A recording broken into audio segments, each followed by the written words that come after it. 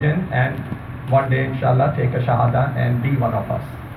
May Allah subhanahu wa ta'ala bless us all. May Allah subhanahu wa ta'ala forgive us, guide us, so we end up the place where we are all looking for to end up in.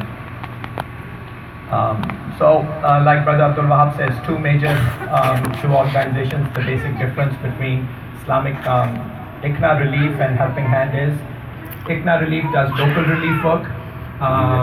Before 2005, they used to do all the relief work all over the place. Helping Hand was created in 2005, doing just relief work internationally. We both based in US. We are both, all three of us, or all four of these organizations are independent of each other, but together as a workforce. We are all responsible. We all answer to the Shura. Then the board is there. Then the Helping Hand board, ICNA board, and Islam board is there. So manage the organization. So we have about 4 levels of hierarchy in it, and check and balance is there that we are doing what we are doing is right and according to Quran and Sunnah. So without further ado, we have Imam Jawad who comes to us from New York City. Currently he is based in New York City. He's the director of Muslim Islamic Center of New York.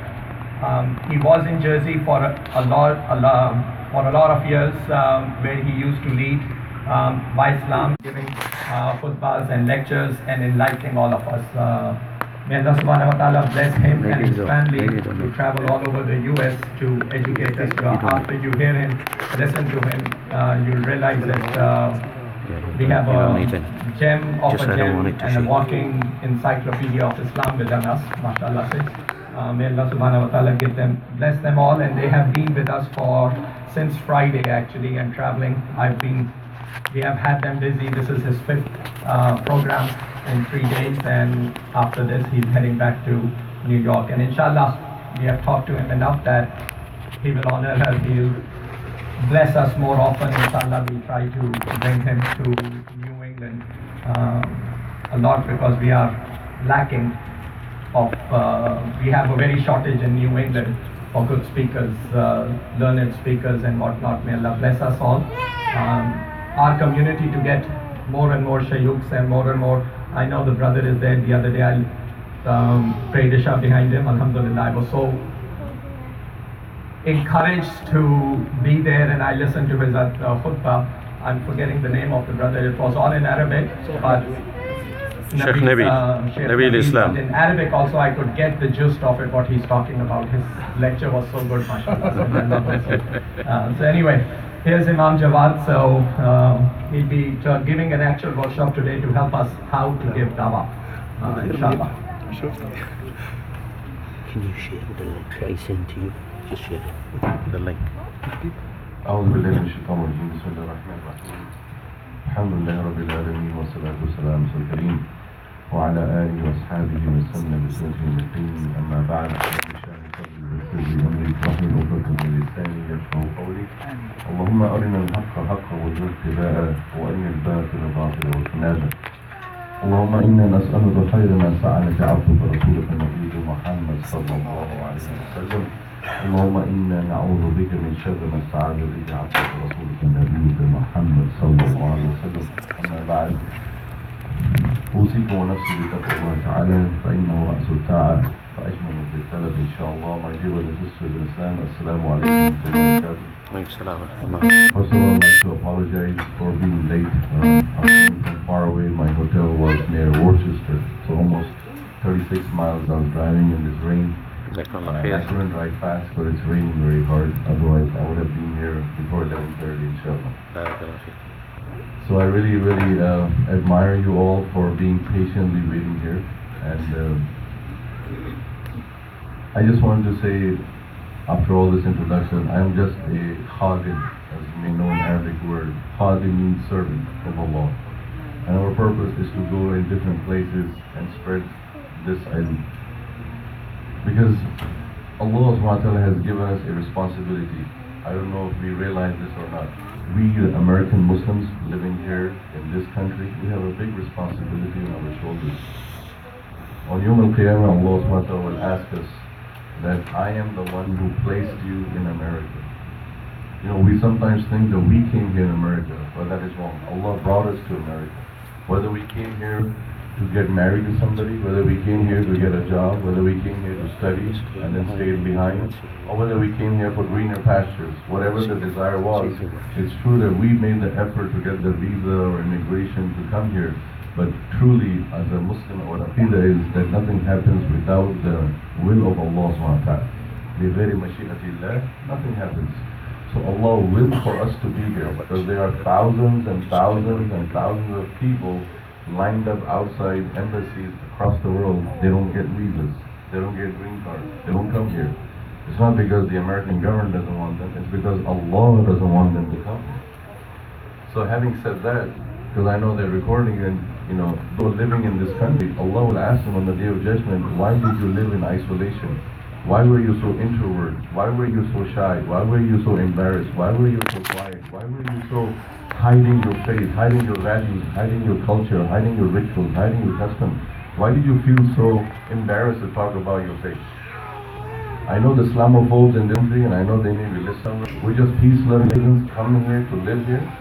And while we live here, we share the faith. Because sharing is what?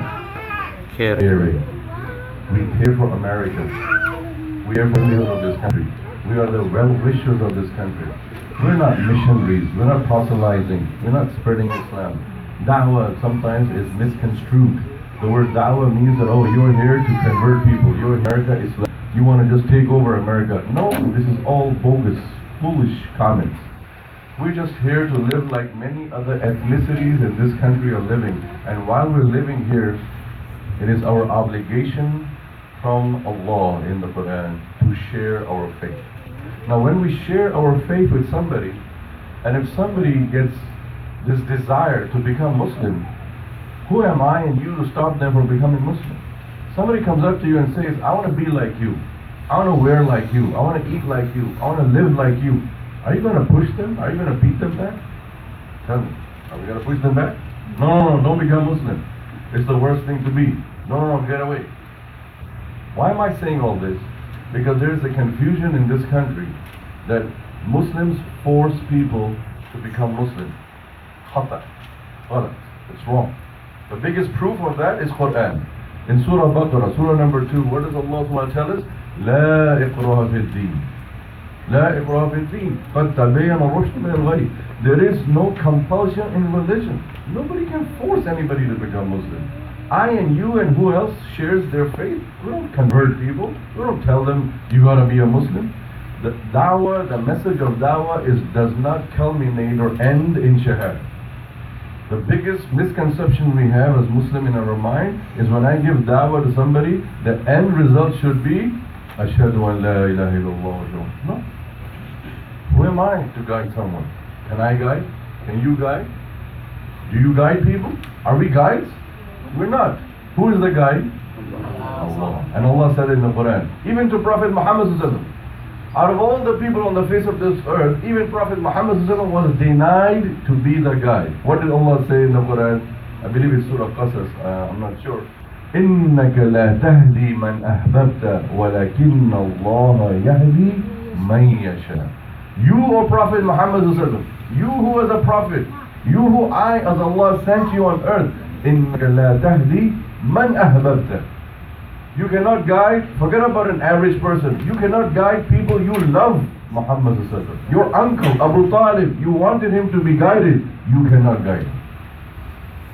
So we don't guide anybody, we don't convert anybody, we just share. So sharing is caring. If I'm eating a beautiful fruit, and it's very, very delicious, I'll be very selfish by not sharing with you or asking you, here, have one more from the basket. This is delicious. Why do we human beings like to share good things with others? Because it is in our innate nature to share with others. That's exactly the same thing. If you have a good peach, a good apple, a good orange, a good mango, or something that is very delicious, you will offer it to somebody else. Hey, here, grab one. You also take it. In the same way, this faith, this value, Islam is not a religion. Islam is a deen. The word deen does not mean religion. It means a whole systematic way of life, a comprehensive set of principles. You know, the word Sharia, as scared people are in this country, they say, oh, Sharia is creepy. Oh my God, these are terrorists, they're violent people, aggressive, they're gonna implement the Sharia. What is Sharia? Sharia is a bunch of guidelines, a bunch of rules and regulations. How you go in the bathroom and defecate, that's Sharia. Who told us? Rasulullah sallallahu alaihi wasallam. That is Sharia. Isn't that so? How you eat your food with your right hand and say Bismillah, this is Sharia. Isn't it so? But haters of Islam have predominantly scared people that Sharia means something very barbaric, very aggressive, very scary, very horrendous, you know? So be fear of that. No, Sharia is a bunch of guidelines, protocols, how to live your life in this world. That is Sharia. And Sharia is not something new given to Prophet Muhammad sallallahu alaihi wasallam. There was Sharia of Musa alayhi salam, the 10 Commandments, Torah. Musa alayhi salam was told that live according to these guidelines. There was Sharia of Isa alayhi salam, Al-Injil. Allah gave the revelation to Isa alayhi salam. So we are the followers of all the prophets. لا نفرق بين أحد من رسله, as Allah says in the Surah Baqarah. Having said that as a prelude and introduction, this is what dawah is. We need to change the narrative. The narrative that is out there is Muslims are aggressive, Muslims are violent people, Muslims are people who are to be feared and scared of. This Friday I gave a khutbah in Wayland, in Islamic Center Society of Boston. And I was telling the people in the same thing in the khutbah that we as American Muslims have been silent far too long in this country. That is why the bad people out there overseas have hijacked the religion and they have changed the narrative. They have shown on screen waves, on YouTube channels, on video channels, on news channels, they've shown that, oh, Muslims are aggressive people. They blow up things. They, chop people's head off. They do these barbaric things. That is what they are doing, and that narrative has flown all the way thousands of miles here. So the people in this country think, on 8 cents and why Islam, it's very funny. Sometimes we get the phone. We say, thank you for calling 8 cents and why Islam. How can I help you? And you expect somebody's going to say over there, yeah, hi, my name is Timothy or John. The next thing you hear over there is, Allahu Akbar, Allahu Akbar, Allahu Akbar. Hello, excuse me, sir, what's your name? Allahu Akbar, I'm going to chop your head off. Right? That's what you guys do. They've been watching things, they're watching videos, they've been brainwashed. They're on the phone, the first thing they say, instead of saying hello and hi, they say Allahu Akbar. And we have a sister here from Bosnia, Sister Shamala, she's sitting here. She has taken calls, she was in New Jersey and she moved there, alhamdulillah, she's still taking calls. You can ask her, I'm not lying. We get so many calls on the hotline, aggressive and violent people from deep south, Tennessee, Alabama, Florida, Georgia, Mississippi, Texas, places that you maybe not even heard of, small towns. There's a lot of thirst and quest for knowledge in this country. People don't know Islam. And that is why I say that we are living in this country, we're having our livelihood, our children are born here and raised here, we're living as law-abiding citizens, but we're not telling people. When they call us on the phone line and say, oh, you Muslims are terrorists. All you do is just blow buildings up, you go on a killing spree, shooting spree, and you chop people's head off. I said, excuse me, if Muslims were terrorists, then let me tell you what would have happened. If you have Muslim doctors in this country, did you ever hear a Muslim physician, a doctor, kill his patients? There are non-Muslim patients coming to a Muslim doctor. If he was a terrorist, he'll give him the wrong medicine, do the wrong surgery, do the wrong thing, and say, that's good, Allahu Akbar, I got rid of one more person. Did you ever hear that in the news? Did you ever hear that in the news? That somebody telling you on CNN or Fox, CNBC, that this physician, this doctor, is a crazy cardiologist. He just kills people. Because that's what his faith teaches him. Did you ever hear that? No. And the guy says on the phone, no, I never heard that. And then they start thinking, hey, you got a point. There's more than 1,000 physicians in this country. Am I right or wrong? Spread all over America. And all of them are doing what other doctors do? Saving lives. Next thing, there are many Muslim engineers. Muslim engineers are all over America. And they're working in different companies. Did you ever hear any Muslim engineer design a building, a civil engineer construct a building purposely, deliberately with hollow beams and columns so that it can shut down? Never. All Muslim engineers work diligently, honestly, sincerely to construct buildings that live forever. And they design the structure of buildings. I don't know if you know that. Sears Tower, Chicago. Do you know who designed that? Was a Bangladeshi American, Muslim, a Muslim American from Bangladesh, an immigrant. He designed the Sears Roebuck Tower that is in downtown Chicago, that the whole world comes to see and goes all the way on the fly deck. I went there. But we don't tell this to Americans. We don't share these things. A lot of Americans don't even know who designed the Sears Tower. And there's so many contributions of Muslims in this country, all over the place. This is what Dawah is about. Dawah is about dialogue. It's discussion and engaging, knowing your audience. I'll go a little bit fast from this. These are 5 requisites that we need to have as a da'i. Number 1, ilm, knowledge. So we need to seek knowledge. Now I know sometimes people say, I don't have knowledge, so I can't do dawah. Rasulullah said, بَلَّغُوا عَنِّي وَلَوْ آيَةً. Rasulullah said, spread knowledge about me, even if it's just one ayah, One ayah here does not mean literally an ayah of the Quran. It means one aspect of Islam, one value of Islam, one good thing of Islam that you know, share that with someone else. And therefore, that is the basic building block of sharing our knowledge from basic what we have. And then we build on it. Yes, we seek knowledge. And today in this technological era, seeking knowledge is very easy. Second important thing when you're about to give dawah is you have to have lean. Lean. Lam, ya, noon. Lean in Arabic means someone who's very, very soft-hearted, very kind and gentle, polite, respectful. Because Allah used this word in the Quran, Surah Al-Imran. Surah number 3. Allah subhanahu wa ta'ala tells about our beloved Prophet Muhammad sallallahu alaihi wasallam. فَبِمَا رَحْمَةٍ مِّنَ اللَّهِ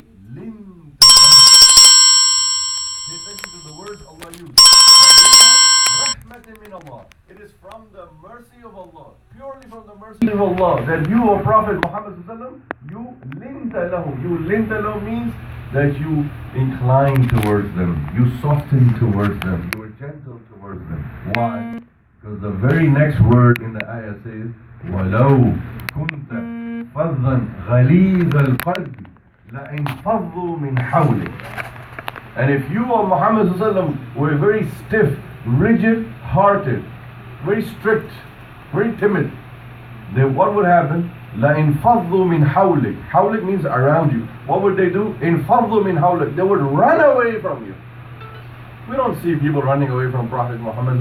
In fact, he was like a honeybee, busy bee. People would flock around him. He was a magnet. Wherever he would go, Mecca, Medina, any place, people would come. This is who we should be. Muslims, wherever we are, whether we work in a company or where we go to school or we go to college, our personality, our shakhsiyah should be such that people hover around us. At the workplace, we should be the most friendliest and kindest and politest person, that all the non-Muslim colleagues in the company say, hey, I want to hang out with Ahmed, I want to hang out with Muhammad, I want to hang out with Salman, he's the coolest dude, or I want to hang out with Fatima, or Zainab, or Ruqiyya, because she is the best employee in the company. This is how our personality should be, that we attract people, not distract people. But again, for that you need courage. For that you need wisdom, hikmah. Like Allah says in the Quran, "Udu ila sabili rabbika bil hikmah." Call to the way of your Lord with hikmah. Wisdom meaning that you get to know people around you. You understand their background, you understand their culture, you understand their values, you understand their concerns, their issues. You have a caring attitude. Dawah is not about grabbing somebody by the hand and saying, hey, I want to tell you about Quran. Hey, excuse me, I want to tell you about Allah. Hey, I want to tell you about Muhammad.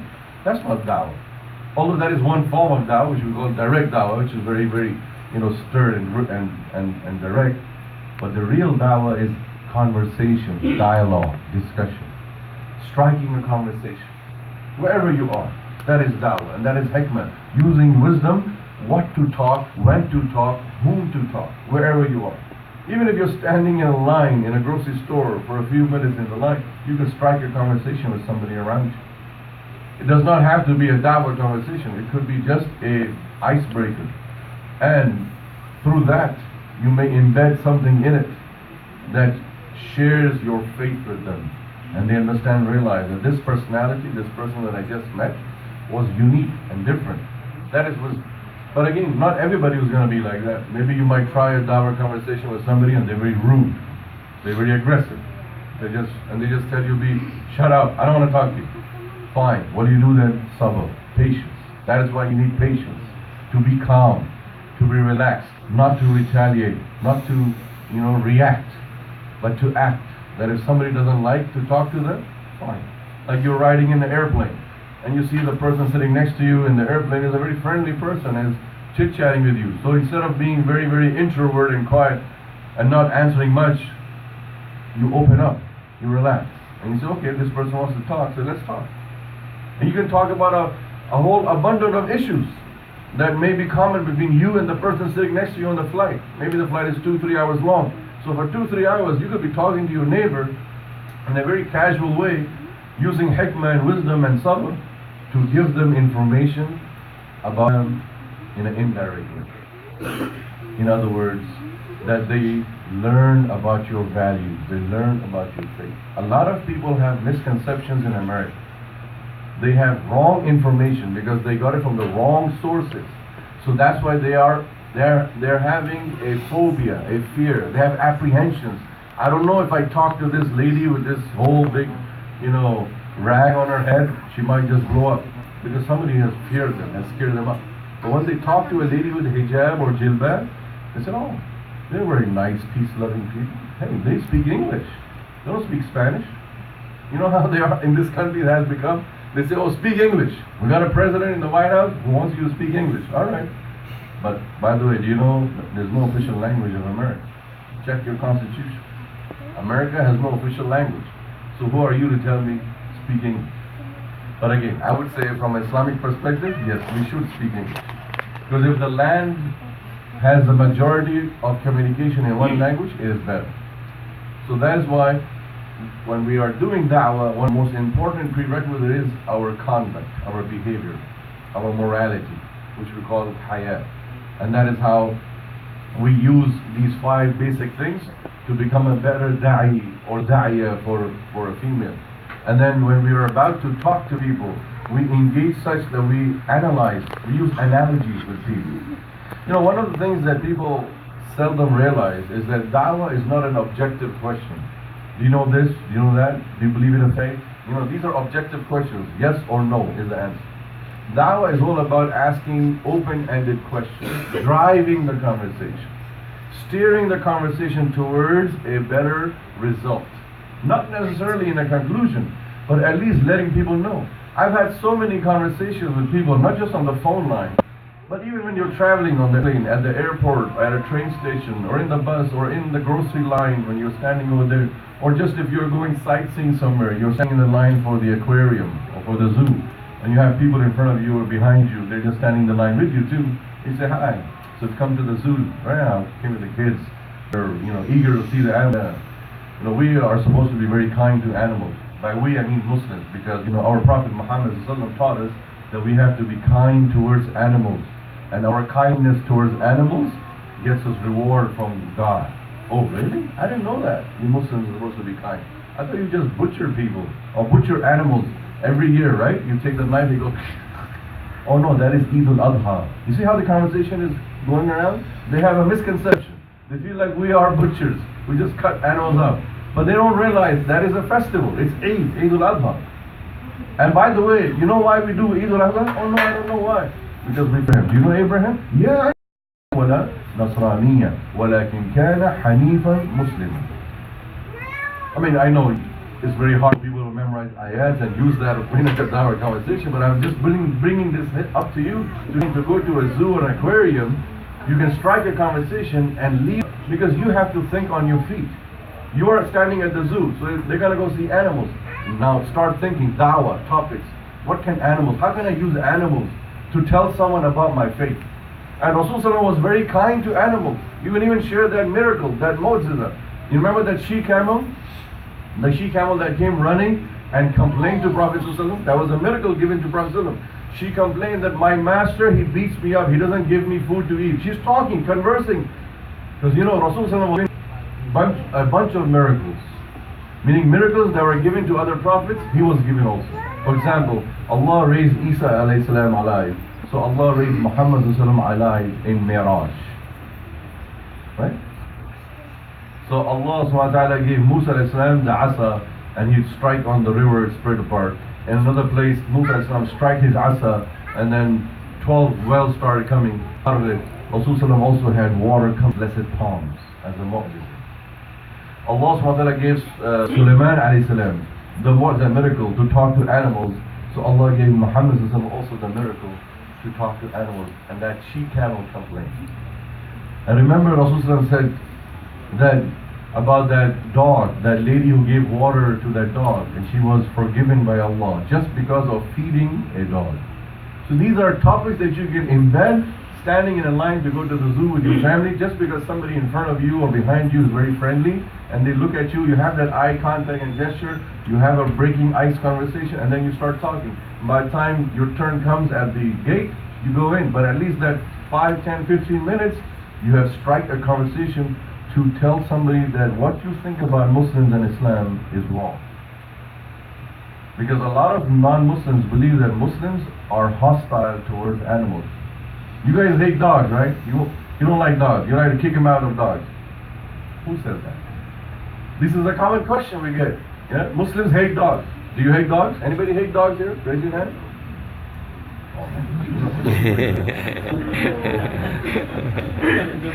Rasulullah, he didn't say he hates dogs. He just said that dogs have najasa, so don't bring them in the house because we have to pray 5 times a day. But he allowed dogs, guard dogs, shepherd dogs. He was a shepherd himself, and there was a dog with him also. He used to, he was a shepherd. Rasulullah, before becoming a prophet, he was a shepherd. He looked after goat and sheep, and there was a dog over there too. And that is what we need to understand and make people realize. This is what dawah is: knowing your audience, knowing their concerns, knowing what perturbs them, what worries them, and then talking about that. But you have to customize your delivery in such a way. One of the things that we do, very, very big mistake, is that we just answer questions. Like somebody, you bump into somebody, let's say at the mall, at the park, something, and they say, "Excuse me, are you a Muslim?" Because you apparently look like a Muslim. Say, "Yeah, yes, I am. I have a question. I always wondered, why does Islam do this?" Anything, whatever they ask. And then you answer that question, and then you stop, and you move on. That's wrong. The golden rule is, don't stop with the answer of the question. In fact, use your answer in such a way that can be used for a dialogue and conversation to inform the person about other things of Islam. For example, if somebody asks you about dog, you can use that to then tell them about Prophet Muhammad, that he did not hate dogs, he did not dislike it. And he was very kind to animals, and he loved animals. And he told people to not be hostile towards animals. And then you can talk about his character, that he was a very humble character. He was a very polite person, a very generous person, a very, very friendly person. And then you talk about his seerah. Just because of one question, and somebody asked about a dog or anything, you steer the dawah conversation towards. For that, sometimes you have to ask or provoke questions in the mind of your, person that you're talking. Like the person who's in front of you, you have to ask them questions sometimes, and open-ended questions. Now, what do you think about drunk driving? It's a big menace in this country, right? Yeah, I'm sick and tired of drunk driving. I lost an uncle and an aunt. Now you know, in your brain you're thinking, now I can relate. Well, you know what? Islam goes one step ahead of drunk driving. Instead of forbidding drunk driving, Islam says don't get drunk. Oh yeah, really? Yes. The Quran teaches us that alcohol is dangerous for you, and it's not suitable for your consumption. So they might ask you then, well, why did God create alcohol in the first place?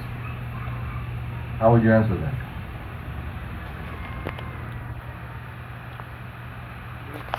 Why did he create all these bad things out there if he told us to stay away from it?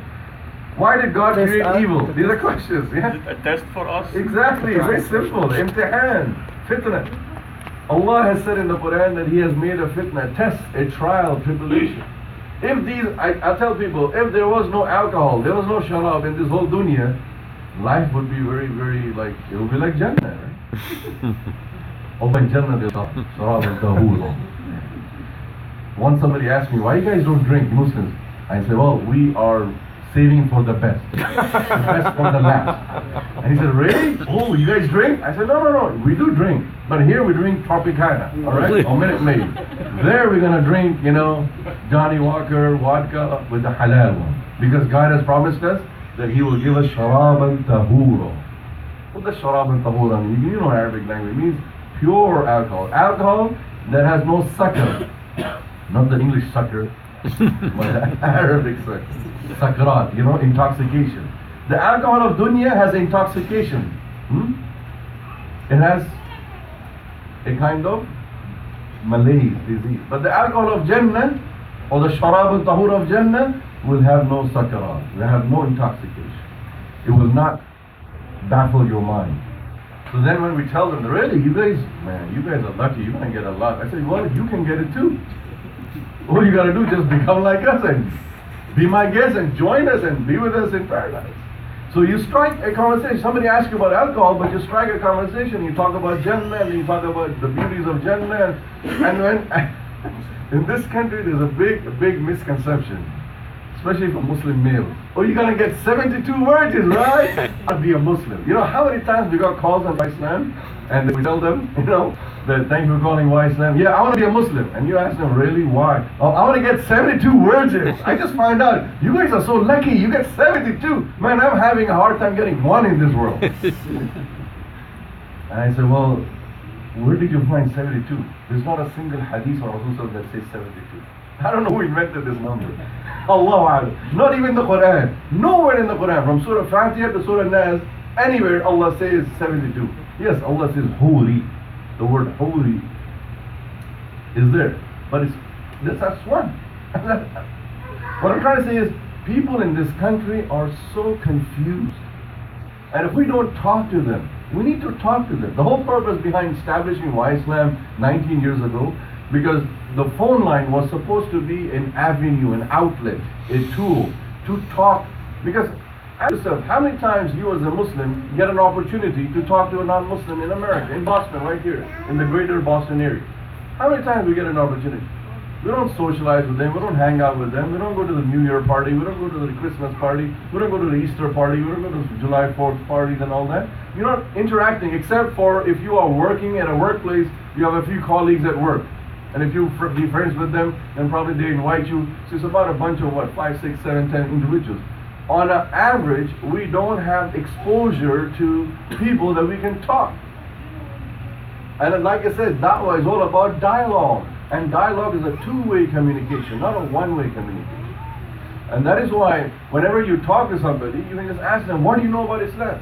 Well, all I know about Islam is to get 72 wives, and I am looking forward to that. All I know about Islam is that you're going to get some beautiful drink, alcohol, that doesn't intoxicate you. Or anything they might say. All I know about Islam is chicken shawarma. It's tasty. That gyro, it's awesome. When you go to New York City at the carts, so a lot of people have Islam as just one picture, one image. That is Islam for them. Rest of the whole thing is blank. For them it's a clean slate. And that is why it's important for us to make them experience Islam. So many times we get called on the Why Islam hotline and people ask, oh, can you tell me when Ramadan is starting? And so usually our people or volunteers say, oh, you're a Muslim? We say, no. Why? You're not a Muslim, but why are you asking Ramadan? I want to fast. I just want to experience how Muslims experience. These are not made up stories, brothers and sisters. This is not fiction. This is real life people who call us. We get 9,000 calls average in a year. Almost around 800 a month. Around 200 a week. And there are so many people calling. There are good people calling and bad people calling. There are good people who compliment. And they call and say, how can we support Islam? How can we be your friends? How can we help Muslims? Especially, the most calls we got is in November 2016. You know why. In 15 November onwards 2016, we got so many calls from non-Muslims in Texas, in Georgia, in Florida, that hey, we want to help and support the Muslims. We are there. Then in January 2017, around 25th January 2017, we got so many calls saying that If there's a registry out there, I'll be the first to register as a Muslim. So I said, oh, you want to become a Muslim? No, no, no, no, I don't want to become Muslim. I just want to show my support for Muslims. That if they force people to register as Muslim, I'll be the first. And then, because what happened in January 2017? The president inauguration. The ban. There was a Muslim ban. And yes, inauguration also up there. There are many who said, what can I do? Can I go to the mosque? Can I show my support? I don't want to be a Muslim. I just want to show my support. And these are Christians and Jews and other regular good Americans. See, we think, because we see so much negativity, we think that an average American hates you and is aggressive and is not your good friend. But the majority is always silent. There's a big silent majority in this country who are very good people, good, loving, understanding, caring people. And they come out to support and show their support. But they never get the platform to publicize and show their support. They are there. The minority who hate us, the minority that is there, out there, that hates Islam, that's hate Muslims, they want to get rid, they get the platform to publicize. They get to vocalize. So we think that, oh, there's a lot of haters out there. No, haters are only minute, small. Majority are loving, kind, liking people. Don't know much about it. And that is why when you are talking to somebody about anything as a da'wah dialogue, you can ask them, what is your purpose of life? These are questions. What concerns you the most? What's your biggest concern? Some might say my biggest concern is, my family life. It's so broken. Everything is hurt. Everything is just disunited. So you can share values of Islam. How Islam puts emphasis on family life, on family as a unit, cohesive, bonded together. You can share things of, have you ever experienced spirituality? Have you ever experienced any kind of, special kind of thing? And you can ask them also, have you ever thought about death? Have you ever thought about death, dying? Do you know if there's any life after death? These are open-ended questions where you can extract information out of people when they tell you what they think about death, what they think about life after death, what they think about, God or Creator or Supreme Being. There are a plethora of issues that we can have conversations about. And when you talk to somebody, you talk to them in such a way that you are giving them da'wah.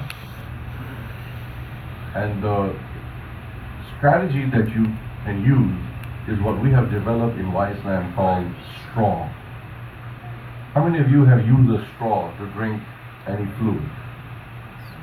It's nice, right? You suck onto the straw. No, we don't do that. That's very bad. That's what our parents told us. Don't make noise. Drink silently.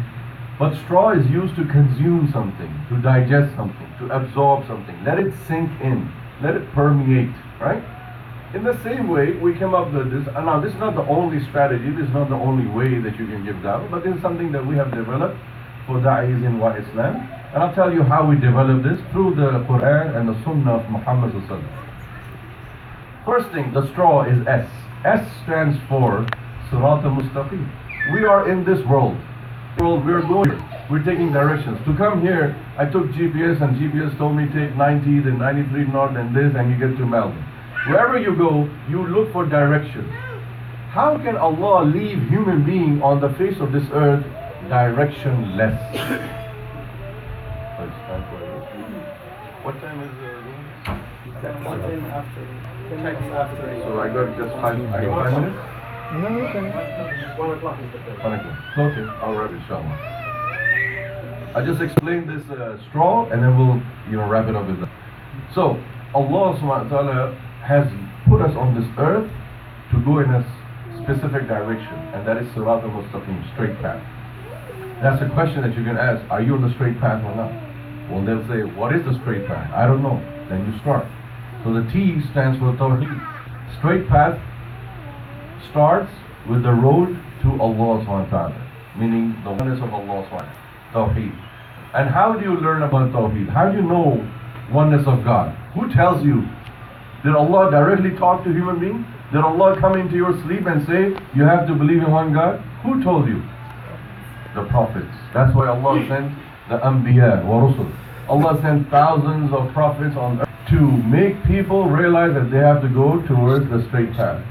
Now, those prophets, they also told about life is ending, akhirah. They said that this world will end. We're all going to die. We're all going to perish. Nothing is forever except Allah subhanahu wa ta'ala. Like Allah says, كُلُّ مَنْ عَلَيْهَ فَانٍ وَيَبْقَى وَجْهُ رَبِّكَ ذُو الْجَلَالِ وَالْإِكْرَامِ. So everything is fan. Everything is going to perish and disappear, wither away, except Allah subhanahu wa ta'ala. So we know that there is a life to come after. Now for that life, there has to be accountability. Qiyamah is all about accountability. Su'al wa jawab. Allah is going to ask us questions. Even though Allah knows everything, He will still ask us questions. I gave you money, what did you do with that? I gave you wealth, what did you do with that? I gave you health and a healthy life, what did you do with that? I gave you a good body with good organs, what did you do with that? I gave you a good family, good wife, good husband, good kids, what did you do with that? I gave you this, I gave you that, what did you do with that? Even though He knows everything. So there's a questioning. Why? Because it brings in a sense of accountability in the mind of a human being. That I am accountable to my Lord. So I have to act in this life according to the Lord's direction. Because my akhirah will be good only if I have the right answers on the Day of Judgment. And then, how do we know about akhirah and tawheed and risalah? Through wahi, revelation. Allah sent revelation to all the prophets. And the prophets brought these revelation, wahi, to the people and told them about. So you have the S, the T, the R, the AW, that makes it all together straw. Now you might be thinking, where did you get this straw? I mean, okay, S is from Quran, اهدنا الصراط المستقيم. Tawheed from Allah. قل هو الله أحد. الله الصمد. Alright? Risala, قل يا أيها الناس إني رسول الله إليكم جميعا. Surah Araf, Surah number 7. Say, O human beings, I am a prophet to all of you. And then Akhirah, إنك ميت وإنهم ميتون. So you will be dying, O Prophet Muhammad, and they will be dying. So there will be a life after that. You know, Qiyamah. لا أقسم بيوم القيامة. The whole surah is named Qiyamah. So there's Akhir. And Wahi, إنا أنزلناه في ليلة القدر. We have revealed this Quran in ليلة القدر. All these are from the Quran. But why only these three major things? Tawheed, Risala, Akhirah. Why do we have these three things? Because if you look at the Makki life of Rasulullah, the 13 years that Rasulullah was in Mecca, what da'wah did he give? When in Mecca and going around in Mecca, all he spoke to people is about Tawheed, Risala, Akhirah. Did he tell them to fast? Did he tell them to give zakat? Did he tell them go Hajj? Did he tell them go Umrah? Did he tell them, fast and pray? All the ahkam, the rules, regulations, the ibadat, worship came in Medina. The 10 سنين in Medina, the 10 years in Medina. 13 years in Mecca, it was all about Iman. Building faith. Know your Lord, know your Creator, love your Lord, love your Creator, get to know Him. A lot of times people say, why don't people obey Allah? Why obedience is not there? Obedience does not come through the stick. You can't beat somebody to obey. You can't force someone to pray. It has to come from the heart. When they love Allah, they will adopt it, they will adapt it, and they will practice it. So the love of Allah was built for 13 years. And that is why many of the hadiths of Rasulullah, they start off with saying, مَنْ يُؤْمِنُ بِاللَّهِ وَالْيَوْمِ الْآخِرِ فَلْيَقُلْ خَيْرًا أَوْ يَصْمُتْ. Another one, مَنْ يُؤْمِنُ بِاللَّهِ وَالْيَوْمِ الْآخِرِ فَلْيُكْرِمْ جَارَهُ. And there's so many other hadiths like this, where the starting phrase is, مَنْ يُؤْمِنُ بِاللَّهِ وَالْيَوْمِ الْآخِرِ. Whoever believes in Allah and the last day, let them do this, let them do that. Whoever believes in Allah and the last day. Although we know that there are 6 articles of faith, Sitta Arkanul Iman. It's not just Allah and the last day. But in this hadith, Rasulullah is saying, at least 2 of the 6. Why? Because these are the most muhim, ahammu shay. If you believe in Allah and you believe in Qiyamah, last day, you will act upon all these ahkam. So that is why we came up with this strategy of straw, that Tawheed, Risala, Akhirah was the Sunnah of Muhammad in Mecca in 13 years. So we use that inshallah to make the da'wah conversation go towards that. Meaning if somebody asks you a question about hijab or salah or why do Muslims fast, instead of just answering them the question about hijab or just answering them about the salah or fasting, use that answer to steer the da'wah conversation towards Tawheed, Risala and Akhirah. So that through the hijab, through the siyam, through the salah, they get an idea in the mind that these are 3 fundamental pillars that I need to know as a human being, as a Muslim. I need to realize. And that is why, and I run out of time, but inshallah, Next time we'll continue if I get a chance to come again. But how do you deal with conflict and tough questions? We can continue after the salah. Really? Yeah. Yeah, we have after Salah lunch is around after 2 o'clock. So, half an Okay, hour. okay. So the second part will be after Salah, inshallah. أقول قولي هذا وأستغفر لكم واستأذن واستغفر لكم. No. It's hard to reset the thing. If you leave it the way, just the table, only everything in the back the same way.